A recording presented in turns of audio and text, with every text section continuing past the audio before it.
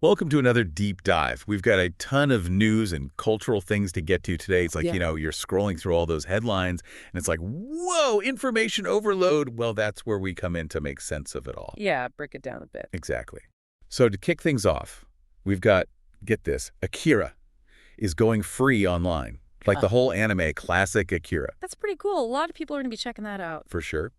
And then on a completely different note, we've got this sculptor who has this totally unique approach to creativity. Oh, yeah. I read about that. What was it? Like he doesn't force it or something. Yeah, he's all about embracing those quiet moments and just letting inspiration come to him. Interesting. And then we've got Meta, always up to something, trying to predict our every interest yet again. Well, that's their game, right?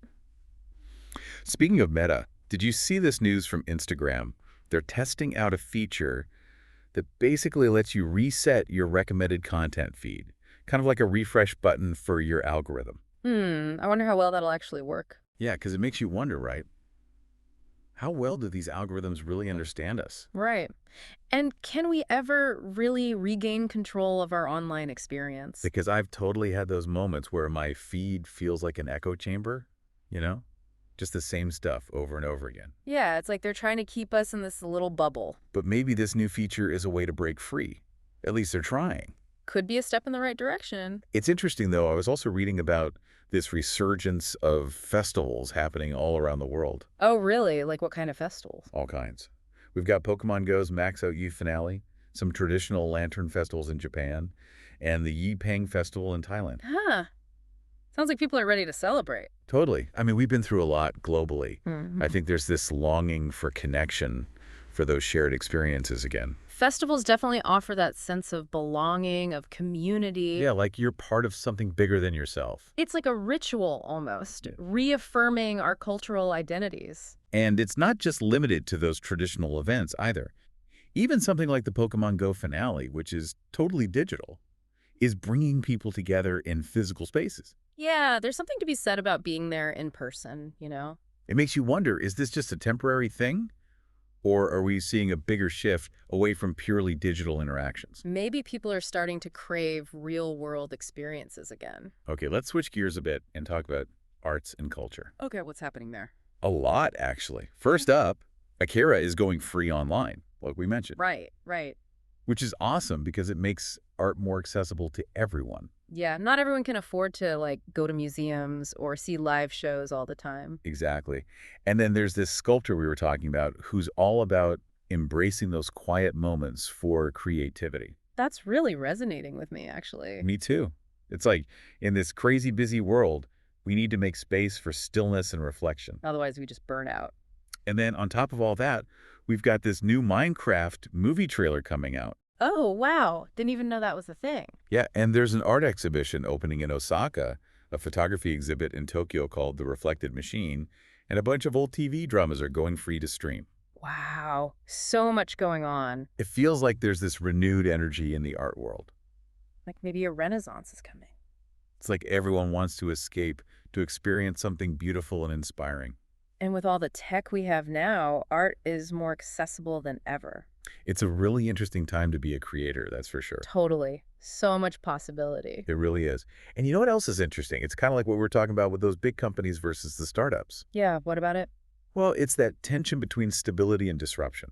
Ah, yeah. Like we were talking about Hamatsu earlier, they're known for those huge manufacturers, Yamaha and Suzuki. But they're also trying to build up their own startup scene. That is interesting. Like they want to encourage both. Right. You need those big guys for, like, the foundation. Yeah. But you also need those fresh, new ideas. Keep things moving forward. Exactly. And it's not just happening in Japan either. Oh, yeah. Where else? It seems like startup hubs are popping up everywhere. It's true. It's not just Silicon Valley anymore. Yeah, governments are starting to realize that entrepreneurship is a good thing. Definitely. It's good for the economy, and it brings new ideas to the table. Oh, and speaking of, there's this story about a former government official who actually quit their job to launch a startup fund. No kidding. Yeah, it seems like they saw this whole startup thing taking off and thought, I want to be a part of that. That's pretty bold. Takes guts to walk away from something stable like that. Yeah, it does. Yeah. It's pretty inspiring, though.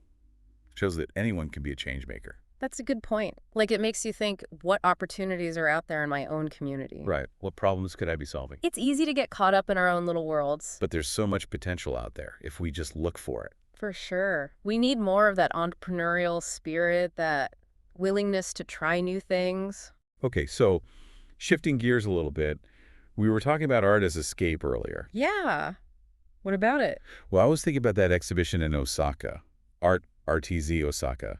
Oh, right. The one with the technology. Yeah, they're using tech to create these really immersive experiences. I saw some pictures online. It looks wild. Yeah, it's not just about looking at art anymore. It's about being a part of it. Right. Like it's engaging all your senses. Maybe it's because the world is so hectic, we need these escapes. Could be. A way to disconnect from all the noise. And to connect with something deeper. Yeah, I like that. And it's not just about escaping reality either. It's about using art to explore it, even the difficult parts. That makes sense. Like that photography exhibit in Tokyo, The Reflected Machine. Mm-hmm. It's looking at how technology affects our memories. Oh, right. That's a big one these days. It is. I mean, how Yep. much do we rely on technology to remember things now? Yeah? Is it changing what we remember? Or how we remember it? It's a bit trippy when you think about it. Yeah, it is.